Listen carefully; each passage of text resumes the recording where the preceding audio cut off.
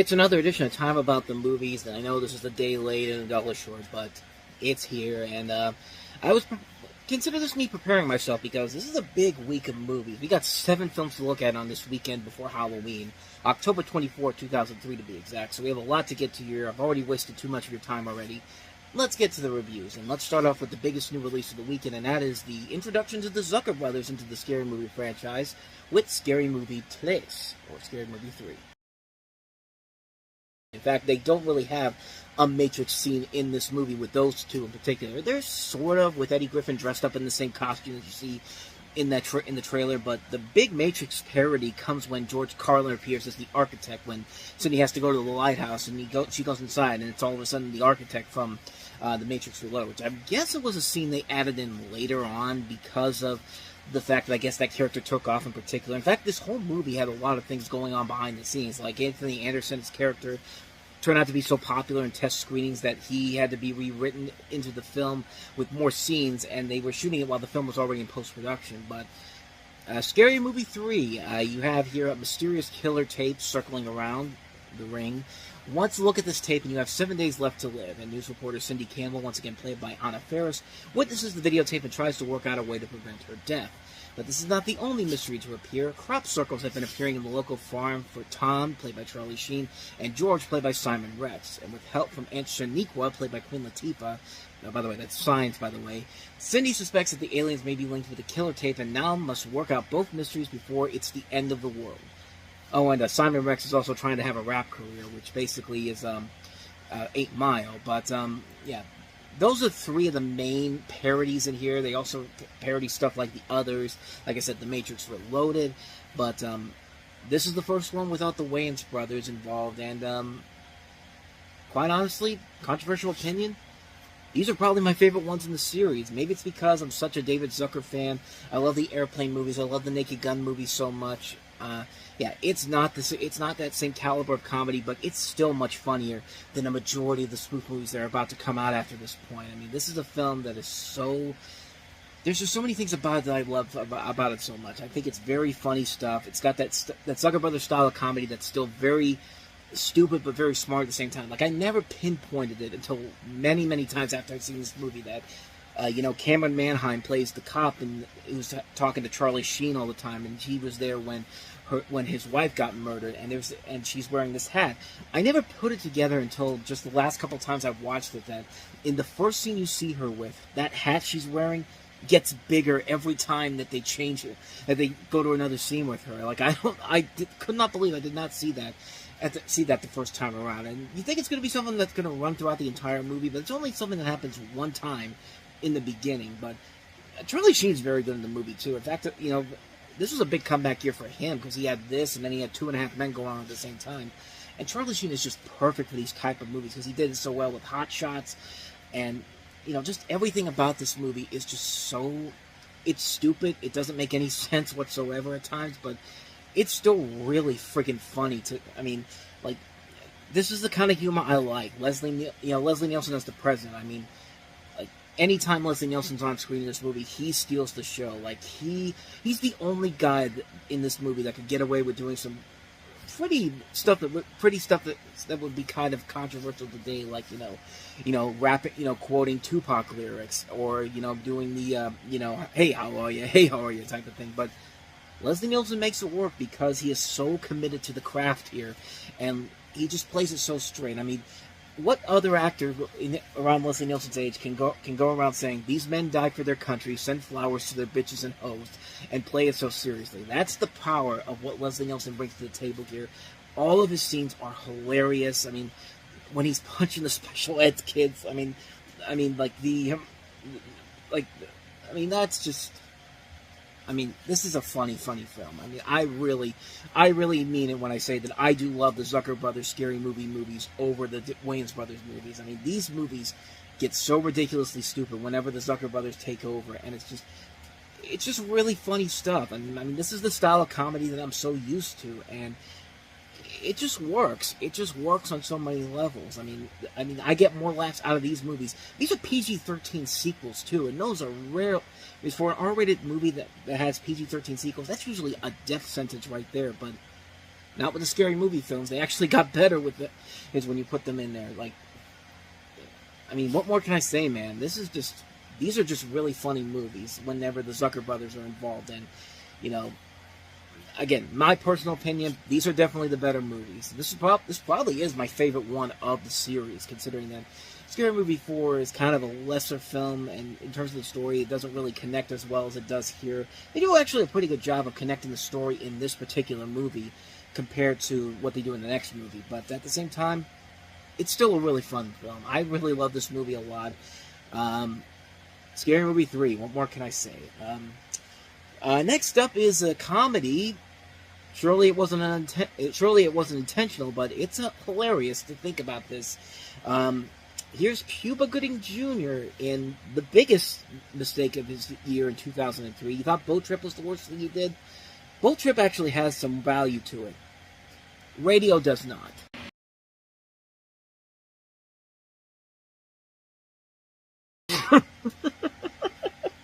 I'm sorry, but if you're not laughing at that point when he's lifting his arms up in the air in the shopping cart doing the Shawshank Redemption moment, then you clearly do not see the hilarity of why this movie is so terrible. This is the definition of a never go full retard film, because you have a movie like this, and that whole trailer is just hilariously bad on so many levels. Like, like they give Cuba Gooding Jr. the buck teeth and all that.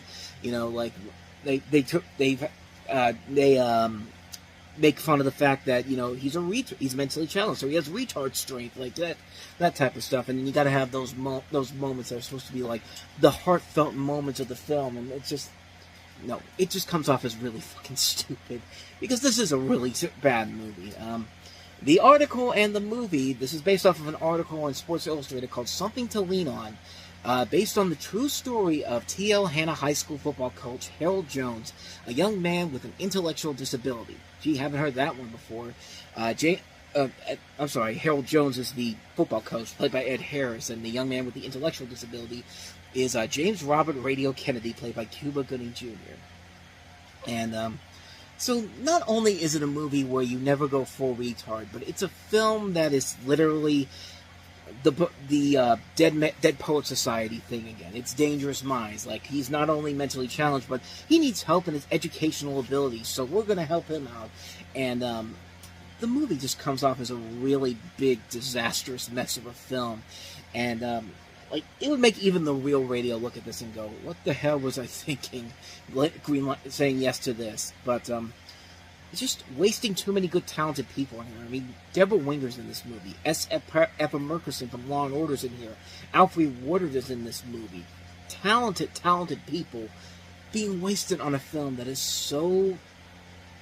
We want an Oscar so badly. I mean, it's like, this is the definition of an Oscar bait movie at its absolute worst, because it's a movie that is literally... Here's why I think this is worse than Boat Trip, because Boat Trip is a bad film. But Boat Trip has those little brief flashes of promise and funny moments where you can look at it and go, you know what, this is not a good movie, but there's at least something of value there to it. But this is the bottom of the barrel. This is Cuba Gooding Jr.'s Geely.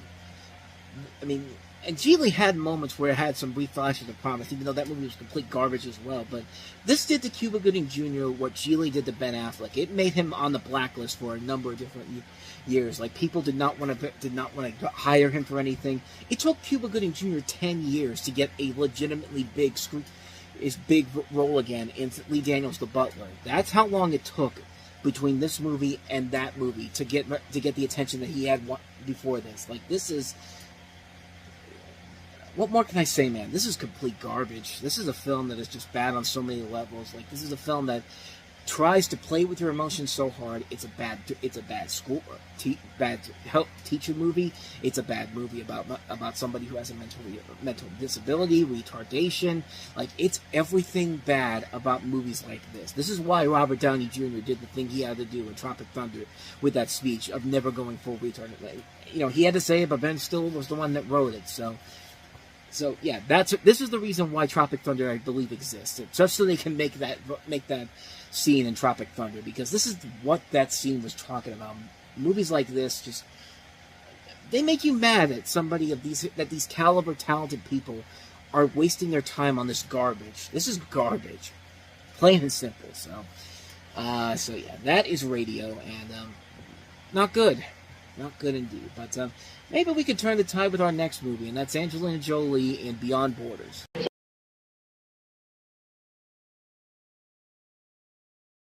And once again, I got my actors wrong. It's not Gerard Butler, like I said last time. That's Clive Owen. But Beyond Borders is the epic tale of the turbulent romance between two star-crossed lovers set against the backdrop of the world's most dangerous hotspots. Angelina Jolie stars as Sarah Jordan, an American living in London in 1984. She's married to Henry Balfour, son of a wealthy British industrialist. When she encounters Nick Callahan, a renegade doctor, his impassioned plea for help to support his relief efforts in war-torn Africa moves her deeply. As a result, Sarah embarks upon a journey of discovery that leads to danger, heartbreak, and romance in the far corners of the world. This is directed by Martin Campbell, who has been a good action director as of late. He's made GoldenEye, Mask of Zorro, and Vertical Limit up to that point. He would later follow this up with Casino Royale, which is a great movie. But this is one of those ones where the ambitions were definitely there. The execution just didn't work out in the long run. I mean, it's a movie that has a lot of things about it that should work in general, but at least you could say this about Tomb Raider, The Cradle of Life. They were at least trying to do something in that one, trying to do something in that movie. Angelina Jolie here is just kind of doing nothing in here. It's just kind of a lifeless film in general. And, yeah, they're trying to use the human suffering of war-torn Africa back then as the backdrop for it. And for romance, like, this is trying to be like, this decade's Out of Africa. And they try to do Out of Africa again in the 90s with Havana, which didn't work out that well, but at least had some ambition to it. This really does not. It's a film that does not really have a motivation of where it wants to go, and it just really kind of falls apart at the worst possible time. I mean, this is a film that has so much good talent involved, but there's just not enough there to really cement this as a film that kind of needs to be seen. It's just kind of like, okay, so you got Angelina Jolie and Clive Owen. Are you going to do anything important with them? No? I mean, maybe if they had a better writer to it, maybe it could have worked, but not in this case. So that is Beyond Borders. So let's go ahead and move on to our next movie, which is actually a limited release because this will be released wide the next weekend. And I'll talk about that in a second because that's an interesting story there. Disney's Brother Bear.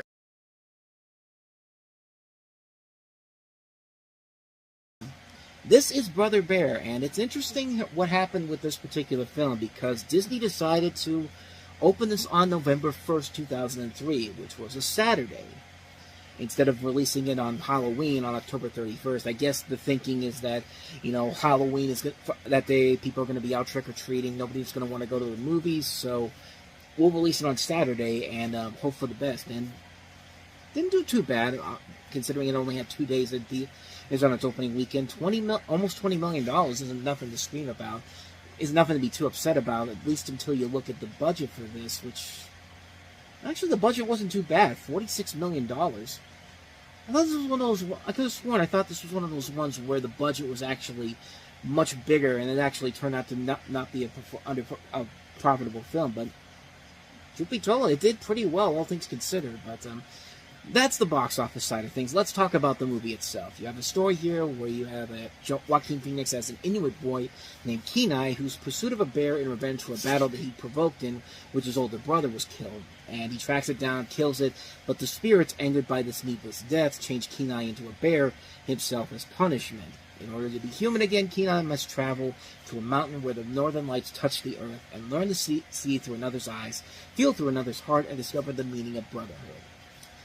Disney was apparently so wanting this to work because they not only did the story once, they did it twice with Brave, and I guess it worked the second time because Brave won an Oscar for Best Animated Feature, which I personally think that Wreck-It Ralph should have won it that year. But hey, at least it worked that time. But in this is one of those ones where it's another one of those style over substance movies where several aspects are really great, but the film really lacks in other aspects. I mean, it's the story here. I mean, it's way too predictable.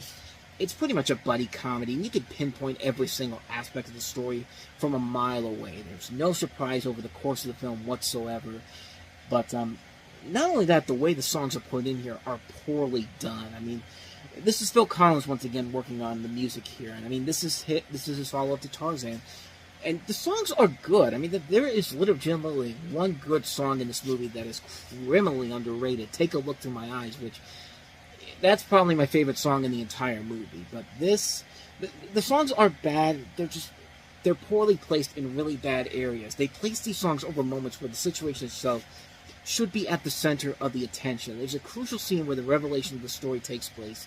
And, like, Kenai's telling the story to Coda, the little bear he meets with, played by Jeremy Suarez from the Bernie Mac show, and it should be this moment where the tide turns and you feel the character for coming out and telling the truth about a situation, but it doesn't have the emotional impact when you have Phil Collins' music playing over the background. That just does not fit whatsoever. It is really... I could not believe that they thought that was a good idea, because it just takes away what should be the powerhouse moment of the entire movie and just ruins it by just adding a layer there that did not need to be there. It's just bad the way they put that in there. I mean, the voice work overall is good. I don't think the voice chemistry between Phoenix and Suarez works that great, but you have a lot of good things about it there. There are good things about it. The animation is really good. This is actually the last traditional cell animated movie Disney did, and then this was actually the third and final film done at Disney MGM Studios before they shut that down. And, there is so much going for it, but it just can't find a good enough story that's different or unique to make it work overall. It really isn't a bad movie, but it certainly isn't a masterpiece either. It's just kind of run-of-the-mill, but for Disney, hey, it made them money back, so I guess it worked out in the end. But then again, their next movie, not so much. So, and that's not even that far away. We're about, what, November, December, January, February, 6 months away from getting to the next Disney animated classic, if you will, that was not so successful. And we'll get to that one, because that one has a lot of implications for what was to come next for Disney. But as far as Brother Bear goes, not great. I mean, has some elements to... It's not a terrible film, but certainly not a masterpiece either. So let's go ahead and move on to our next movie, which is Meg Ryan in the Cut.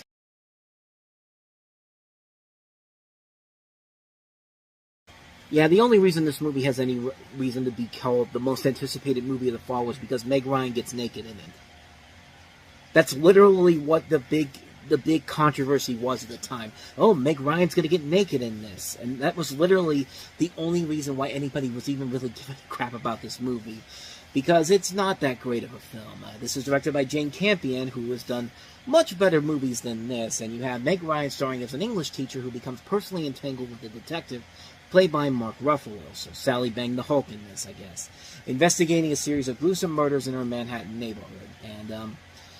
And this is a film that just, I mean, like I said, it's a film that only existed because of the fact that Meg Ryan had never done a nude scene before, and this was like the big thing that she was taking on an erotic thriller to do that type of stuff. And it's just like it really, like, you can't just sell a movie on that aspect alone. You have to have an engaging storyline to work with. I mean, Basic Instinct is the definition of an erotic thriller that works, because you not only get the TNA, but you also get an intriguing mystery, you get an intriguing storyline, you get characters that you want to get behind.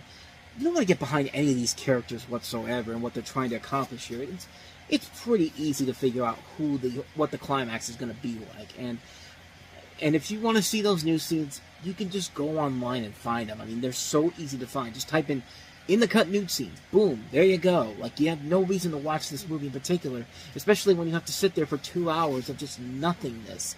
Like, this is a film that is just, it's boring. It's a boring movie that has nothing of value to it whatsoever. It's one of those movies where it was bad when it came out. I still think it's bad now, but apparently a lot of people think it's not. No, it's had this reappraisal over the years, and like, I just don't see it. I just really did not see it. I just saw it as the movie where everyone was making a big deal about Meg Ryan's boobs being out. That's it. I mean, that's literally everything about this movie that I knew about it. And when I finally got to watch it, that's all I pretty much saw. And it's just like, wow, I could have just gone online and watched this without even wasting my time on this movie. I mean, it's not a good movie. It's just not a good film at all. It's just a really lackluster story. The mystery isn't all that interesting. The erotic scenes are not that interesting whatsoever. Wasting a great cast that includes Jennifer Jason Leigh and Kevin Bacon among it too. And you just expect more from Jane Campion. This just felt like a movie where they tried to sell on one particular thing, and it just really didn't work in the long run. So that is in the cut. Let's go ahead and move on to our next movie, Gus Van Sant's Elephant.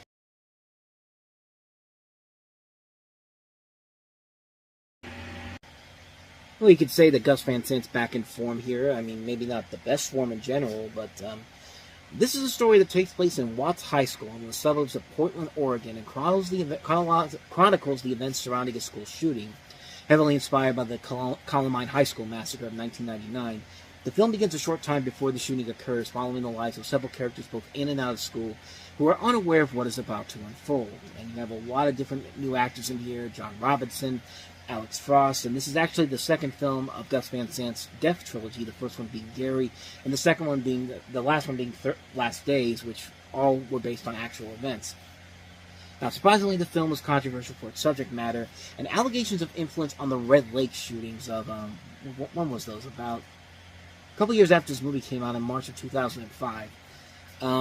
As far as this film goes, I haven't seen it in full, but the stuff I've seen, it's fine. Like, it's definitely not Gus Van Sant's best work in general, but compared to what he did with Psycho a couple years ago, he's back in full form here. Even if the movie's not that great, I would still rather watch something like this over something like Psycho again.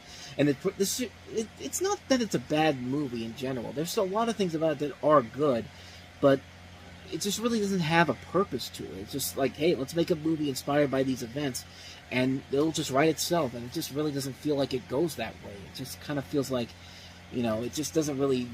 There's not really enough there from the little bits that I've seen from it to make me say, I want to watch this in full. This just feels like a film that... It feels like a film that kind of like Schindler's List or 12 Years a Slave, where I'll really like it, but it's one of those movies that I'll probably never watch again because it's so depressing to watch them. But they're great movies anyway, but I feel like this movie could be that. I've never really had the urge to watch this in full. I mean, it could be good, but I don't know. From the little bits I've seen from it, it looks promising, but not much more I can add to that one here. I mean, it looks promising enough, but I don't know if I'm ever going to watch it in full. So that is Elephant. Let's go ahead and move on to our last movie here, and that is the Mel Gibson-produced, Robert Downey Jr. star, The Singing Detective.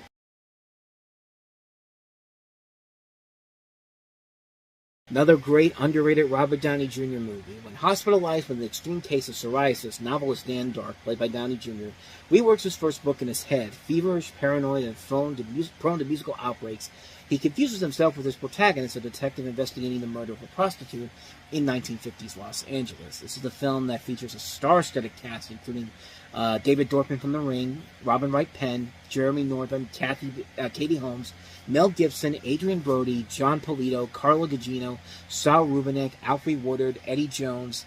Just terrific, terrific cast. This is actually based off of a BBC serial of the same name. In fact, the person that wrote this movie. It's essentially an American adaptation of this, and like I said, man, it's a criminally underrated Robert Downey Jr. movie. It's a film where he just shows that, he was in a bad place in his life around this time. He had the drug abuse problems and all that. But this was... Kiss Kiss Bang Bang may have been the film that officially started the return for him, but this was kind of a precursor to him coming back in glory because, here's a film where he really gets to show what makes him so great as an actor. And, he can be very funny, he can be very serious. The film is just a ton of fun to watch from the visual perspective, from watching the cast work together here. Mel Gibson is really good in this movie. He's given this performance that seems so unlike Mel Gibson, and that's really one of the best things about the movie is that you have people here acting unusually different for the most part, and I think it works on so many levels. It was a movie that I think was underappreciated in its time, but man, it just works on the long run. It's a great film. I really enjoy it. I think it's a criminally underrated Robert Downey Jr. film, which he's made a ton of them. But this is definitely high up on the ones that you should definitely check out. I highly recommend The Singing Detective.